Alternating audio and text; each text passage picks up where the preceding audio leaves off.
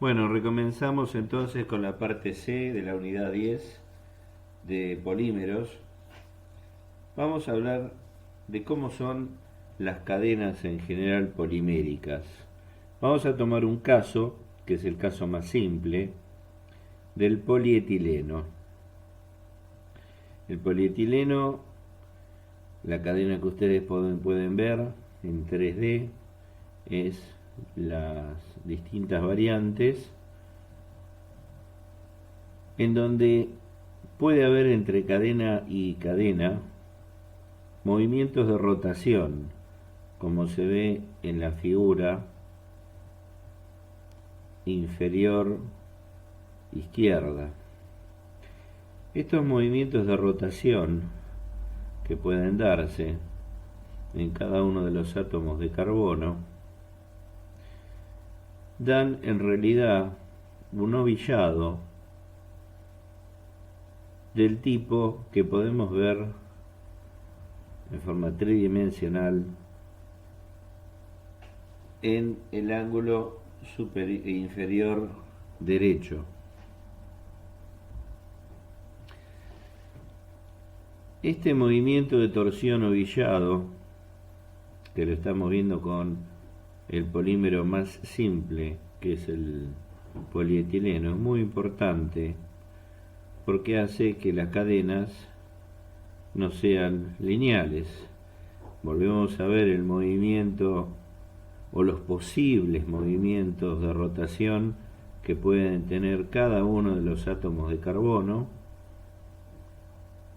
y vemos entonces la imagen real de lo que es un ovillado en el centro de la figura de una cadena de polietileno. Ese ovillado, en función de contra más ovillado esté, y en este caso estamos considerando que no tiene ramificaciones, ¿sí?, que es un polímero perfectamente sin ramificaciones, este tipo de ovillado, o contra más ovillado esté, hace que tenga mayor densidad o menor densidad. Cuando está más ovillado tiene menor densidad. Cuando está menos ovillado, o sea, es más lineal, tiene mayor densidad. Y aquí la diferencia entre el polietileno de alta densidad y de baja densidad. Aparte que el de baja densidad generalmente tiene ramificaciones, o sea, no es el caso de una cadena lineal perfecta de polietileno. La capacidad de una macromolécula en general de ovillarse, más o menos, depende entonces de la capacidad que tengan los átomos que constituyen la cadena de girar alrededor de los enlaces que lo unen. El enmarañamiento de las cadenas impide la cristalización, la cual puede ocurrir solamente de forma parcial. El enmarañamiento u ovillado hace que los polímeros fundidos tengan una elevada viscosidad. Cuando nosotros le agregamos grupos laterales, no tan simples como en el caso del polietileno, que es el hidrógeno, sino le agregamos grupos funcionales más complejos, en el caso de los grupos bencénicos, transformándose en poliestireno, las cadenas se hacen más rígidas. ¿Por qué? Porque los anillos bencénicos en general interfieren con la rotación de la cadena principal por un efecto que llamamos efecto estérico, haciéndola menos flexible y por lo tanto más rígida.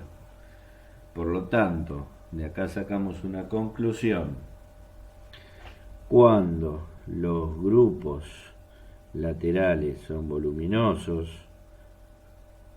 le dan a la cadena una menor flexibilidad y por lo tanto mayor rigidez. Esta es una de las condiciones que tendrán este tipo de polímeros, ser más rígidos. Acá vemos, por ejemplo, una cadena ovillada de lo que sería el poliestireno. Fíjense cómo se impide este grupo poliestireno bencénico, que lo tenemos aquí, y los tenemos aquí, impiden la libre rotación de estos carbonos, con lo cual tenemos un ovillado más rígido.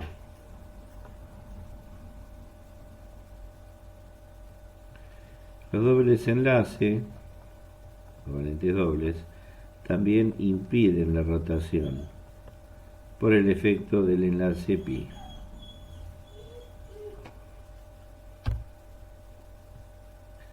Cuando nosotros tenemos esas cadenas o esos grupos, en vez de ser laterales, lo tenemos en la misma cadena, por ejemplo, el óxido de polifenileno, PPO, ¿sí? Esta cadena es justamente mucho menos flexible también. ¿Por qué? Porque los grupos bencénicos, alternándose en este caso con los oxígenos, le da a la cadena rigidez. Los polímeros con estructuras lineales, tanto sencillas como ramificadas, se conocen con el nombre de termoplásticos.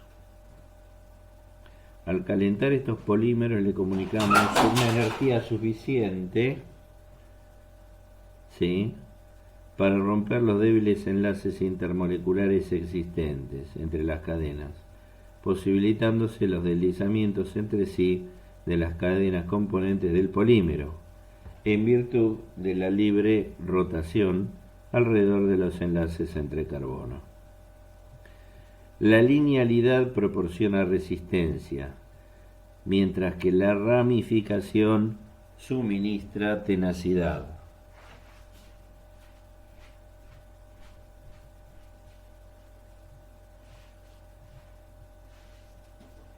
Este es un concepto que tenemos que tener muy en claro, ¿sí?, ya que es una de las características fundamentales de las propiedades mecánicas que tienen los polímeros cuando son lineales o cuando son más ramificados. Los ramificados tendrán más dificultad en interpenetrarse y por lo tanto fluirán más fácilmente que los que no lo son. Por otra parte, cuanto más largas sean las cadenas, más fácilmente se enroscarán unas alrededor de otras, dificultando el movimiento de la misma y provocando mayor rigidez. Acá tenemos otra característica muy importante dentro de las propiedades rheológicas que tienen los polímeros. Cuanto más larga es la cadena, más fácilmente se enroscarán. Provocan, en este caso, mayor rigidez. Contra más corta la cadena, o más variantes sean las cadenas, tendiendo a ser cortas, de todos los polímeros que conforman la masa del polímero, contra más cortas son, más fluirán unos sobre otros y menores propiedades mecánicas tendrán, o sea, tendrán menor rigidez, mayor plasticidad o ductilidad. Una propiedad muy interesante de este tipo de polímeros es que existe una temperatura en la cual las cadenas adquieren suficiente energía para desplazarse o deslizarse unas con respecto a otras. A esta temperatura, en la cual las primeras cadenas empiezan a desplazarse unas respecto a las otras, se denomina la temperatura de transición de estado vitrio y se representa por Tg.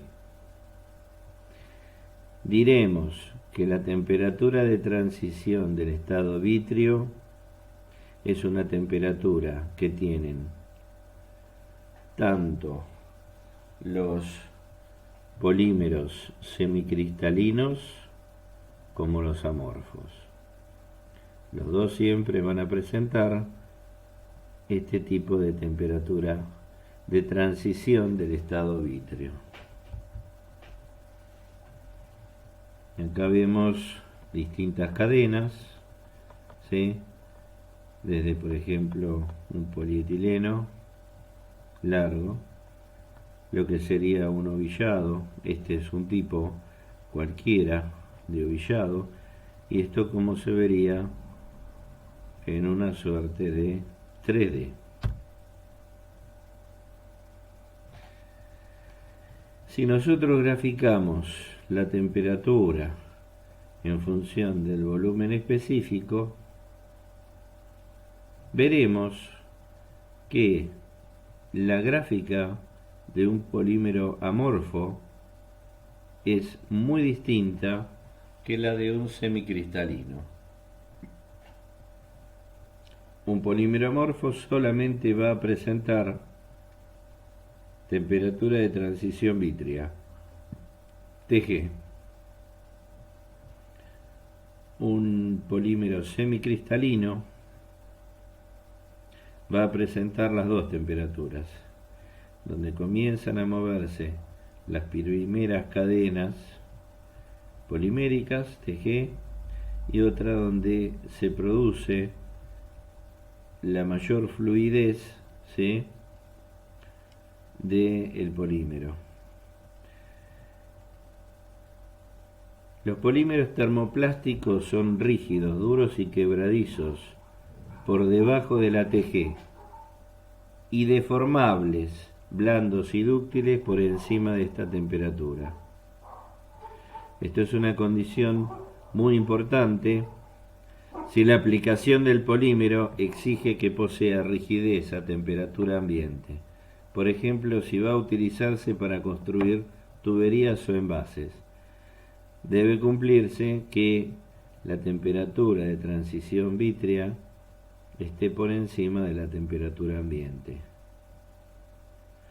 No obstante, no va a interesar tampoco que esta temperatura de transición vítrea sea demasiado grande, pues esto dificultaría el procesado del polímero.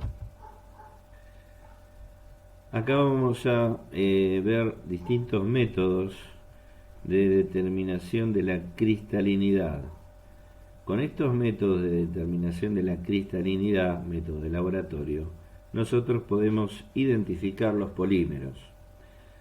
Los podemos identificar por difracción de rayos X,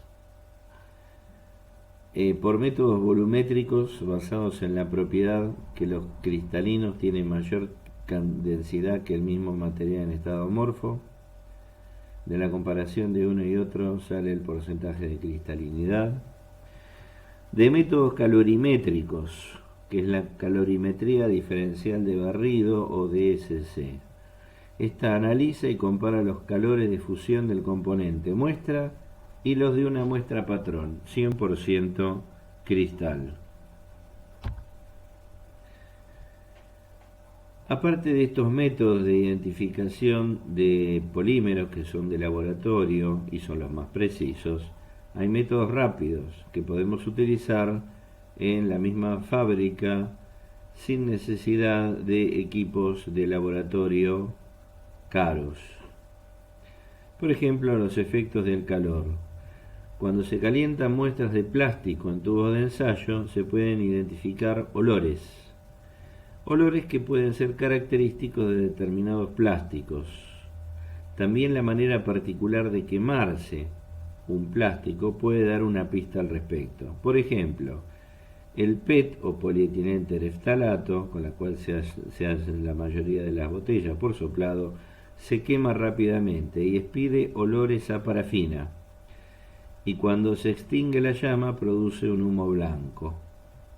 Esta forma de quemado nos indicará que estamos en presencia de un PET. El polietileno se consume con una llama azul transparente y gotea al fundirse.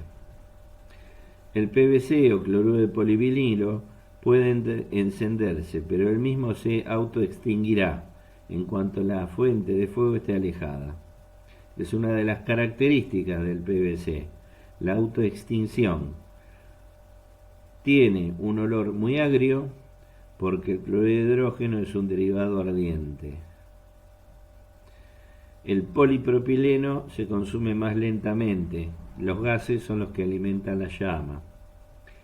El poliestireno y sus copolímeros desprenden humo negro. Se quema rápidamente, tiene un olor de gas fuerte y produce grandes cantidades de hollín. Con todos estos métodos de quemado, nosotros podemos tener una idea entonces rápida, no tan exacta, de qué tipo de polímeros, por lo menos los más conocidos, estamos en presencia. La prueba de Wettstein es un método simple que determina la presencia de halógenos, que son cloro, flúor, bromo y yodo. Para esta prueba hay que calentar un alambre de cobre limpio en una llama de Bunsen hasta que se ponga incandescente. Después se pone en contacto rápidamente el alambre caliente con la muestra de ensayo y se retorna el alambre a la llama. Una llama verde demuestra inequívocamente la presencia de un halógeno. Los plásticos que generalmente contienen el halógeno más común es el cloro, es el PVC. Por eso da positivo en el ensayo de halógenos. Si la prueba es negativa, es posible que el polímero esté compuesto solamente de carbono, hidrógeno, oxígeno o silicio. Otra puede ser por densidad. Esto generalmente es por comparación con sistemas de flotación. Se comparan las densidades del material plástico y sustancias líquidas de densidad conocida. Si un plástico flota en una solución con una densidad de 0,94 gramos por centímetro cúbico, puede ser un plástico de polietileno de densidad medio baja. Si la muestra flota en una solución de 0,92 gramos por centímetro cúbico, puede tratarse de un polietileno de baja densidad o polipropileno. Si se hunde en todas las soluciones por debajo de una densidad de 2 gramos por centímetro cúbico, la muestra será seguramente un plástico de flúor-carbono.